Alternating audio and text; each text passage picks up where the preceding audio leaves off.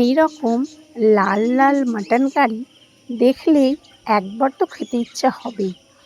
নমস্কার বন্ধুরা, বং ফুড স্টোরিতে আপনাদের সকলকে জানাই স্বাগত।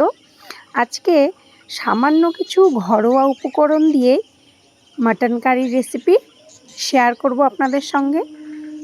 খেতে কিন্তু নিঃসন্দেহে খুবই সুন্দর। তো চলুন রেসিপিটি শুরু করা যাক।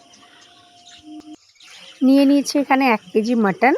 তার মধ্যে দিয়ে দেবো স্বাদ মতো লবণ, কালারের জন্য হলুদ গুঁড়ো, কাশ্মীরি লঙ্কার গুঁড়ো, ঝালের জন্য দিয়েছি 1 চা চামচ গোলমরিচ গুঁড়ো, আর 1 চা চামচ কাঁচা লঙ্কা বাটা, 1 চা চামচ আদা রসুন বাটা, হাফ কাপ টক দই আর সামান্য সর্ষের তেল দিয়ে ভালোভাবে মাখিয়ে নিয়ে রেস্টে রেখে দেব 1 ঘন্টা।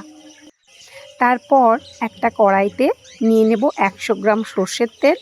তার মধ্যে দিয়ে দেব টুকরো করা আলুগুলো দিয়ে দেব সামান্য লবণ, হলুদ, কাশ্মীরি লঙ্কার গুঁড়ো দিয়ে ভালোভাবে নেড়ে নেব।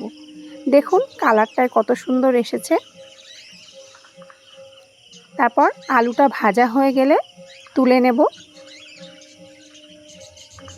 ওই তেলের মধ্যেই দিয়ে দেব গোটা গরম মশলা ফোড়ন, তারপরে দিয়ে দেব পেঁয়াজ কুচি। আমি এখানে নিয়েছি 5টা পেঁয়াজ মিডিয়াম সাইজে। পেঁয়াজটা তাড়াতাড়ি যাতে ভাজা হয়ে যায় তার জন্য দিয়ে দিয়েছি সামান্য লবণ।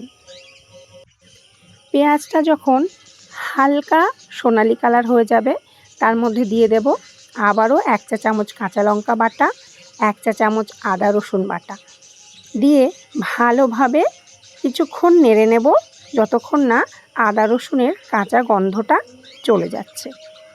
তারপর দিয়ে দেব 2 চামচ ধনে গুঁড়ো, 1 চা চামচ জিরে গুঁড়ো, 1 চা চামচ লাল লঙ্কার গুঁড়ো, 1 চা চামচ কাশ্মীরি লঙ্কার গুঁড়ো আর 1 চা চামচ হলুদ গুঁড়ো। গ্যাসের ফ্লেমটা লো রেখে ভালোভাবে কিছুক্ষণ কষিয়ে নেব।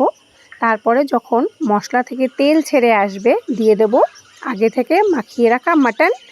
আর মাটনটা যে পাত্রে ছিল সেই পাত্র থেকে একটু জল দিয়ে ভালোভাবে মশলা ধুয়ে মাটনের মধ্যে জলটুকু দিয়ে ভালোভাবে মিশিয়ে নিয়ে আরও 5 থেকে 7 মিনিট কষিয়ে নেব। দেখুন মাটন থেকে অনেকটাই জল ছেড়ে এসেছে। তারপরে তার মধ্যে দিয়ে দেব 2টো টমেটো বাটা।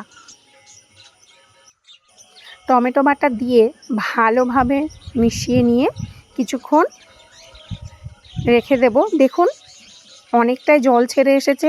তারপরে 5 থেকে 7 মিনিট ঢাকনা দিয়ে চাপা দিয়ে রেখে উপর থেকে ঢাকনাটা খুলে দিয়ে দেব ভেজে রাখা আলু। তারপরে আবারও কিছুক্ষণ ঢাকনা চাপা দিয়ে ঢাকনাটা খুলে নিয়ে আবারও ভালোভাবে নেড়ে নেব। দেখুন কত সুন্দর কালার এসেছে একটা। আর আগে থেকে জলটা অনেকটা শুকিয়ে গেছে। তারপরে দিয়ে দেব গরম জল।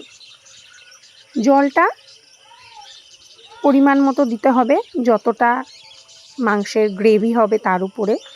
আর কড়াইটা পুরোটা চাপা দেব না, কোনো একটা খুন্তি বা হাতার মাধ্যমে কড়াইয়ের উপরে দিয়ে একটু খালি করে চাপা দেব। তার কারণ তাহলে মাংসের কালারটা নষ্ট হবে না। দেখতেই পাচ্ছেন কত সুন্দর কালার এসেছে।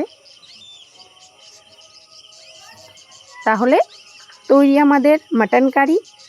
রেসিপিটি অবশ্যই একবার বাড়িতে ট্রাই করবেন।